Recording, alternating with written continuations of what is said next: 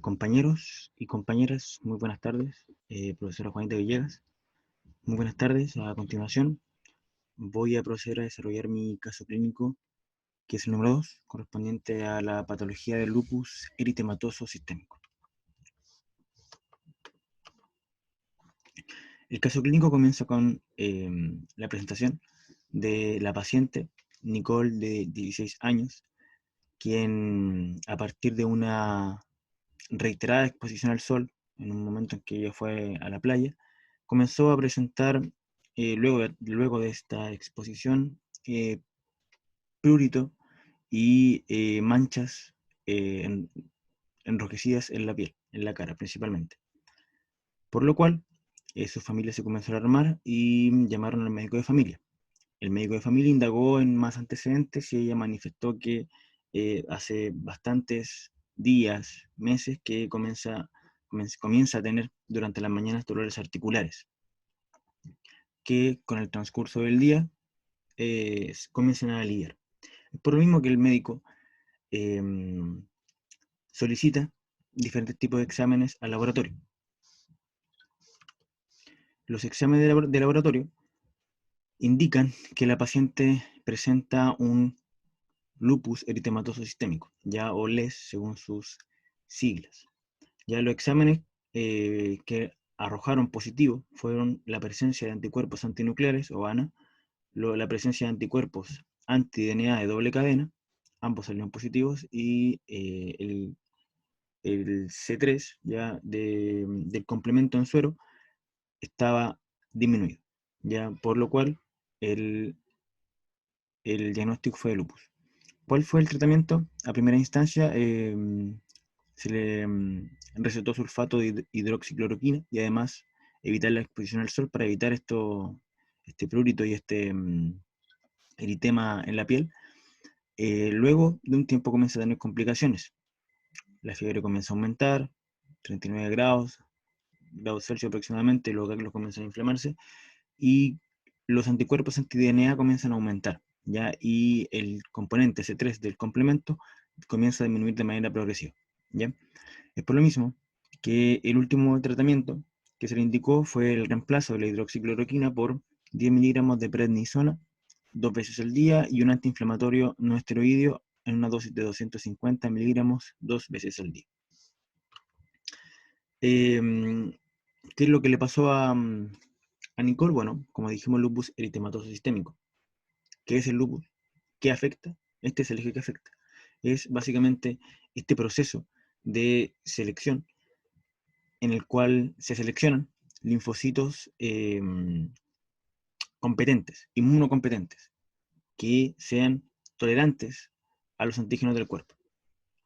En la primera imagen que estoy indicando, tenemos una tolerancia tipo central, que es una tolerancia que ocurre más bien a nivel de órganos inmunológicos centrales, médula ósea, timo, en el cual los precursores linfoides, una vez que ya estén más o menos inmaduros, comienzan a cursar diferentes tipos de pruebas, ya en donde se les empiezan a presentar diferentes tipos de antígenos por células presentadoras de antígenos, dendríticas por ejemplo, que llegan a esa zona y le presentan antígenos propios.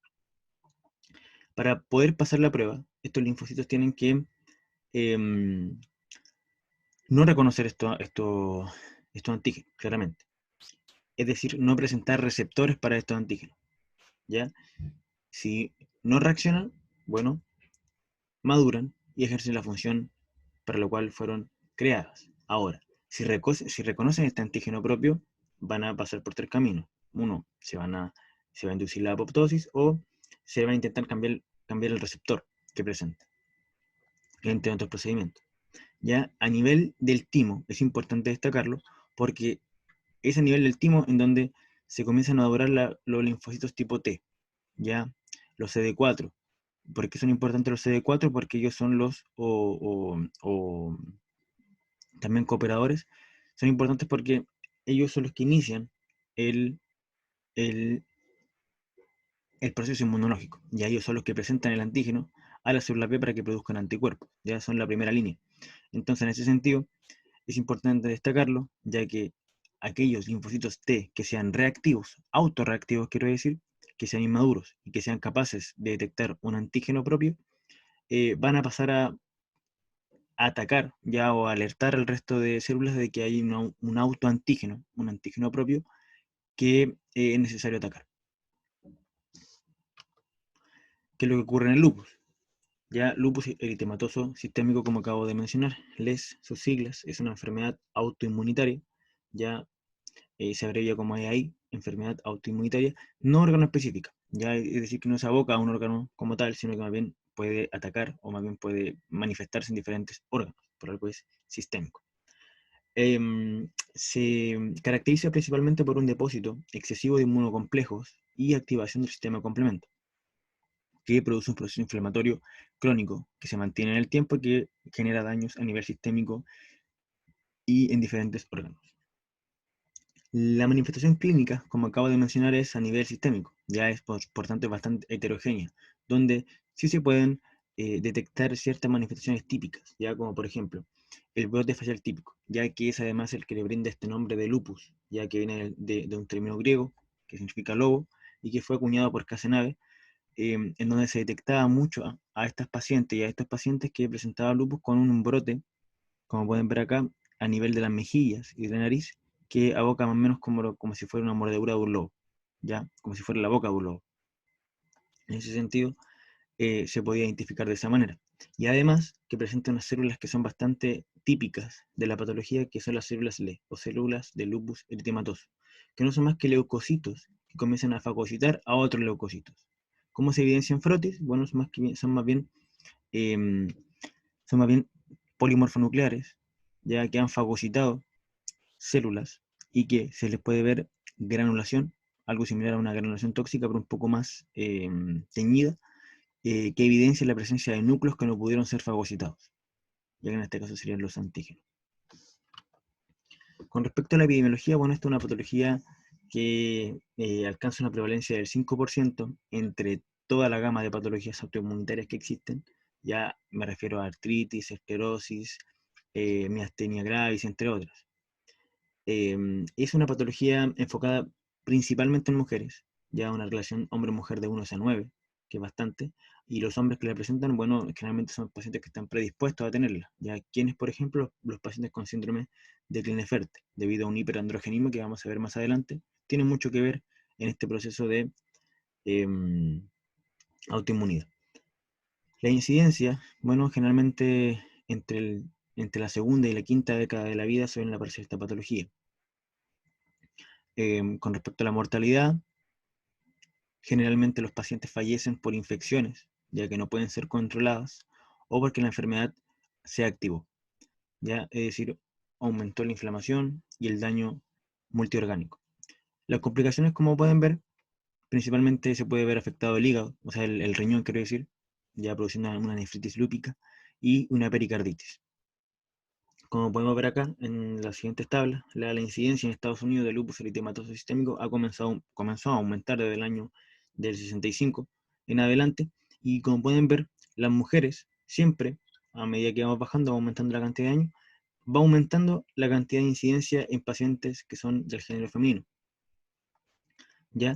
Ahora, ¿cuál es lo interesante? Como pueden ver, acá hay una comparación entre mujeres de color blanco y mujeres de etnia afroamericana, en donde se puede ver un aumento bastante elevado en comparación a las mujeres blancas en las mujeres afroamericanas. Ya esto puede indicar que lugares como puede ser Estados Unidos, África, o personas que sean muy descendientes del continente africano, pueden tener mayor probabilidad de padecer de lupus. Ya lo mismo ocurre con la prevalencia. Ya en mujeres aumenta de una manera bastante elevada, pero cuando diferenciamos a estas mujeres por su raza blanca, ya o por su clase de descendencia, bueno, la afroamericana es la que suele estar más cercana a poder padecer esta patología.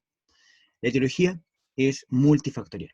Ya cuando digo acá que es de una aparición esporádica es porque la patología está caracterizada por presentar remisiones y recidivas, ya es decir, que aparece, luego se mantiene, desaparece, luego comienza a activarse otra vez. Ya como podemos ver acá en esta imagen, tenemos múltiples factores que pueden provocar o desencadenar un proceso de tipo autoinmune. Ya tenemos factores externos como la ultravioleta, algunas infecciones, ya el uso de fármacos, ya, y el género. Como dijimos, las mujeres son las que están más predispuestas a este tipo de enfermedades. Y la susceptibilidad genética. Hay ciertos genes que están destinados más que nada a poder producir ya o ser más susceptibles a la presencia de autoanticuerpos. Todo esto va a afectar a este proceso que mencionamos al principio, de selección negativa y selección positiva de los linfocitos, ya en donde los linfocitos que hayan escapado de la selección y que sean autorreactivos, van a poder sensibilizarse de mejor manera, ya, o van a reaccionar de una manera mucho más rápida a estos autoantígenos, ya como no lo harían las células normales. Ya, entonces tenemos varios factores internos y factores externos que vamos a mencionar ahora. Ya en el caso de la susceptibilidad genética, mencionamos que la familia es un tema importante, es decir, la descendencia. Generalmente los parientes de primer grado son los que suelen verse más afectados, ¿ya? Y dentro de la gran gama de genes que se pueden encontrar, que pueden involucrarse en el desarrollo del lupus eritematoso sistémico, diferenciamos a aquellos que forman parte del complejo de histocompatibilidad y aquellos que no forman parte del complejo de histocompatibilidad, ¿ya? Con respecto a la producción de los anticuerpos, o la producción de autoanticuerpos en este caso, hay muchos tipos de autoanticuerpos, algunos dirigidos a la superficie celular, otros al citoplasma, al núcleo, a otras moléculas solubles como inmunoglobulinas y factores de coagulación. La gracia de estos autoanticuerpos es que se producen incluso antes de presentarse las manifestaciones clínicas de la enfermedad. Ya es por lo mismo que estos tipos de autoanticuerpos, cuando se presentan antes, son llamados autoanticuerpos predictivos, ya que pueden predecir la enfermedad. Para poder diagnosticar en base a estos autoanticuerpos, basta con estudiar algunos pocos. Y acá tenemos una gran gama de algunos a estudiar, y en donde se destaca principalmente la presencia de autoanticuerpos anti-DNA, ya de sDNA, ya, o esto quiere decir de doble cadena, o de cadena nativa, ya que sería la DNA SS. Tienen una muy buena especificidad para lupus eritematoso sistémico, ¿ya? También se suelen utilizar los anticuerpos antinucleares, ya como los ANA, que no aparecen acá, pero que tienen una buena sensibilidad, pero una baja especificidad. Ya manifiesta la presencia de un proceso autoinmune, pero eh, no lo son tanto para poder diagnosticar lupus como tal. Ya es necesario utilizar autoanticuerpos un poco más específicos.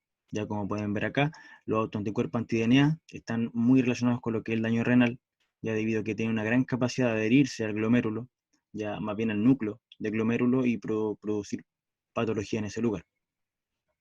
También hay otro tipo de anticuerpos asociados, por ejemplo, al lupus inducido por medicamentos. Ya tenemos los autoanticuerpos anticromatina y otros autoanticuerpos utilizados en otras EAIs, ya que no vale la pena mencionar ahora.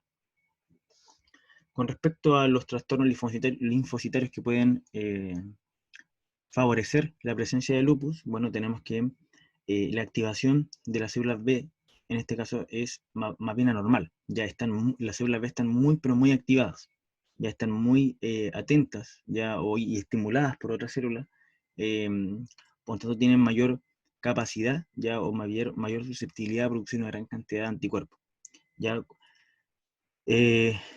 las células dendríticas, por su parte, comienzan a reconocer también antígenos ambientales y autoantígenos y a presentárselos a estas células B. Y una vez que aparece el autoantígeno, bueno, se dispara la respuesta inmune y tanto las células dendríticas como las células B empiezan a buscar antígenos. En el caso de los linfocitos tipo T, estos están muy disminuidos. Ya la explicación para esto es que probablemente existan anticuerpos antilinfocitos T que disminuye su número. Ya además o más bien se detecta una baja actividad de estos linfocitos,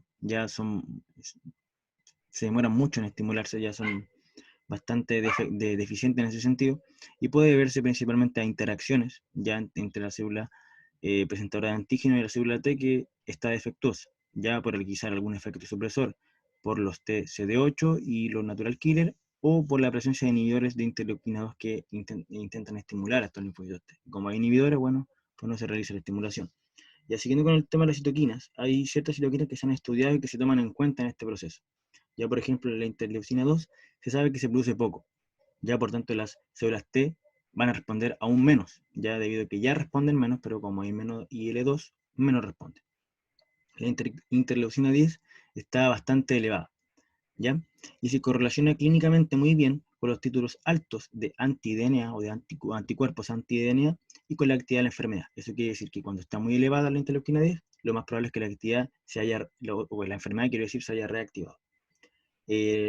Interleucina 2 básicamente se encuentra disminuida, ya, y forma parte también de un proceso en el cual las células, al momento de comunicarse, falla, debido a que falta interleucina 2. Y por último tenemos el factor de necrosis tumoral alfa, que más bien se ha como presentado como un posible factor protector. Con respecto a otros trastornos que pueden haber, hay problemas ya en la fagocitosis, tanto de cuerpos apoptóticos como de inmunoglobulinas que andan dando vuelta, ya enfocado a los autoanticuerpos, por tanto sigue habiendo una proestimulación constante, ya de macrófagos, de células B, etc.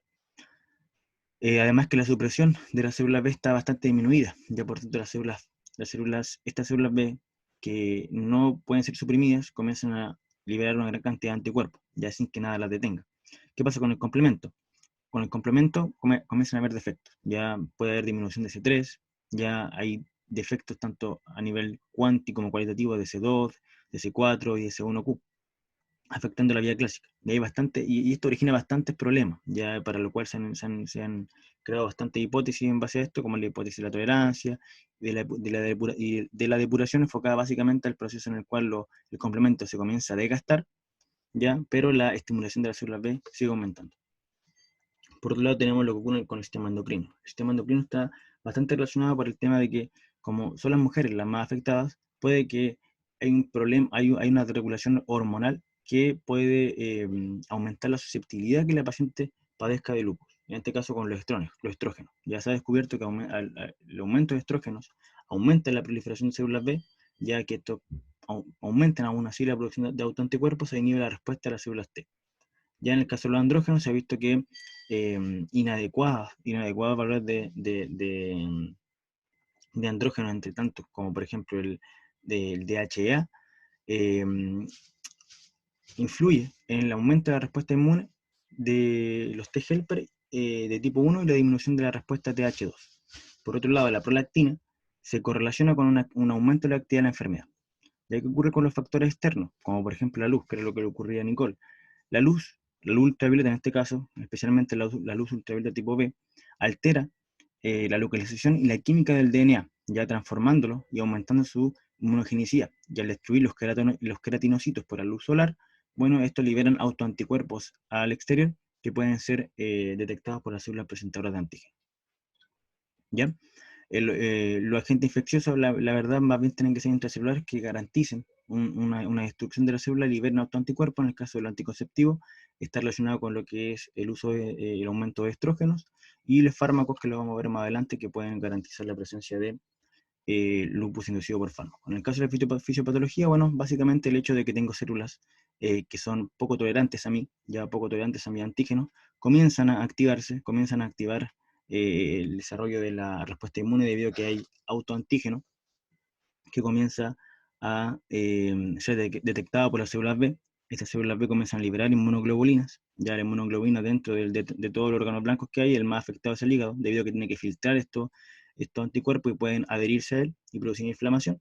Y de esa manera, mientras mayor destrucción celular tengo, mayor cantidad de autoanticuerpos y así se estimula aún más el ataque autoinmune. En el caso de la clínica tenemos una clínica bastante heterogénea, donde destaca el compromiso cutáneo y hay cardiopulmonar, ya principalmente la pericarditis. Tenemos varios tipos de presentaciones cutáneas, ya principalmente eritema malar.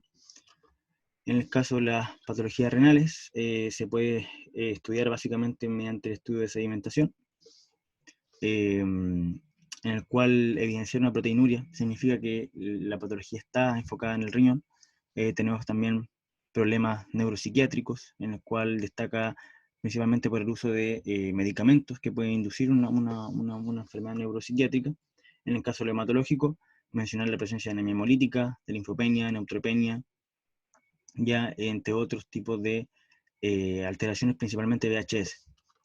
En el caso del diagnóstico, Mencionar que el cuadro clínico presenta exacerbaciones y remisiones, ya hay diferentes tipos de diferentes criterios para clasificar, basados en lo que son los signos, las pruebas de laboratorio, los antecedentes familiares y la exposición a fármacos. Como podemos ver acá, tenemos varios tipos de criterios, ya basta con tener 2 o 3 para poder diagnosticar lupus eritematoso sistémico, en donde destaca principalmente la presencia de anticuerpos antinucleares, es decir, la prueba de laboratorio acá es fundamental.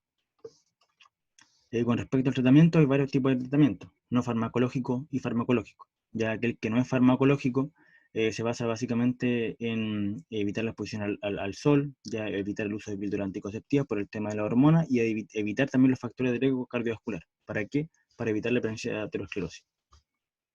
El rol del tecnólogo médico en este caso sería básicamente el de participar activamente en el laboratorio, ya mediante el uso de diferentes autoanalizadores, como poder ver acá, hematológicos, bioquímicos, autoanalizadores de orina, para poder realizar este perfil que permita determinar si el paciente ha pasado por una activación de la enfermedad o se mantiene remitida.